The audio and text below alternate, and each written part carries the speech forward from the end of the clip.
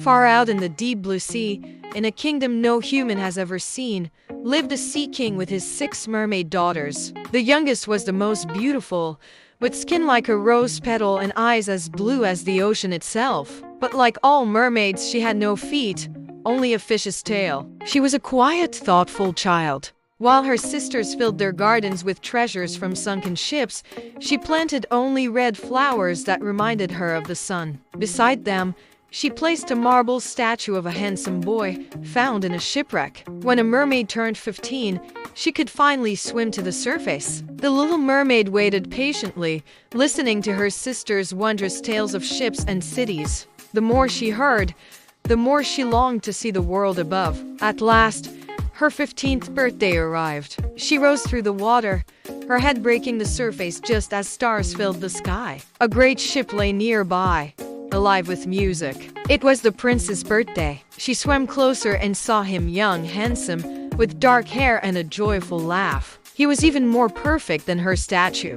Suddenly, a violent storm struck. The ship groaned and splintered, throwing the prince into the churning waves. Without a thought, the little mermaid dove after him. She caught him in her arms and swam with all her might until she reached a distant shore. She laid him gently on the sand, kissed his forehead, and sang to him. Soon, she heard bells from a nearby temple. A young woman came out, saw the prince, and called for help. As he stirred, the little mermaid slipped back into the sea. The prince never saw his true rescuer. From that day on, her heart ached. She asked her grandmother if a mermaid could ever gain an immortal soul. Only if a human loves you more than his own parents and marries you, the old woman explained. Then his soul would flow into yours. But it will never happen. What we find beautiful, our tale, humans find ugly. Still, the little mermaid couldn't give up. Desperate, she went to the terrifying sea witch. "I know what you want," the witch hissed. "You want human legs to win the prince. I will help you, but the price is high. First, I will take your voice. Second, every step you take will feel like walking on sharp knives. Third, if the prince marries another, you will dissolve into sea foam at dawn. You will die without an immortal soul. I will pay," the little mermaid whispered. The witch cut out her tongue, making her mute, and gave her the potion. At the prince's palace, she drank the searing liquid. It felt like a sword piercing her body, and she fainted. When she awoke, the prince stood over her. Her tail was gone, replaced by the most graceful legs. The prince was enchanted. He clothed her in silk and she became his constant companion. She danced for him, her movements more beautiful than any other, though each step was pure agony. He loved her dearly, like a favorite child, but he never thought of making her his queen. One day, the prince was ordered to marry a neighboring princess. His parents believed she was the girl from the temple who had saved him. The little mermaid's heart shattered. When the prince met the princess,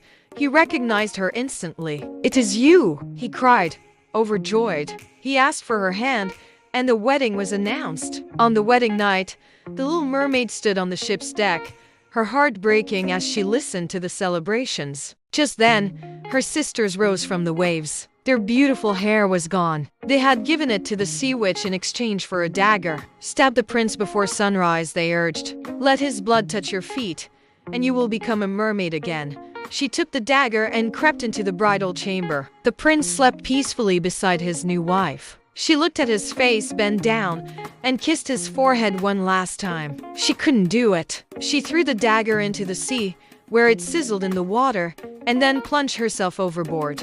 As her body dissolved into foam, she didn't feel death. Instead, she felt herself rising, becoming lighter than air. She was surrounded by shimmering, transparent beings, the daughters of the air. "You have suffered and endured," they told her gently. "Because you chose not to take a life, you have a chance. By doing good deeds for 300 years, you can earn an immortal soul." Invisible, the little mermaid floated into the tent. She kissed the new bride's forehead, smiled at the prince, and then rose with the other spirits into the sky. And so, even now, if you feel a gentle, cool breeze on a warm day, that might just be the little mermaid, still working to earn her soul through kindness, forever watching over the world she loved and lost. Thanks for listening. If you enjoyed this story, Don't forget to like and subscribe for more.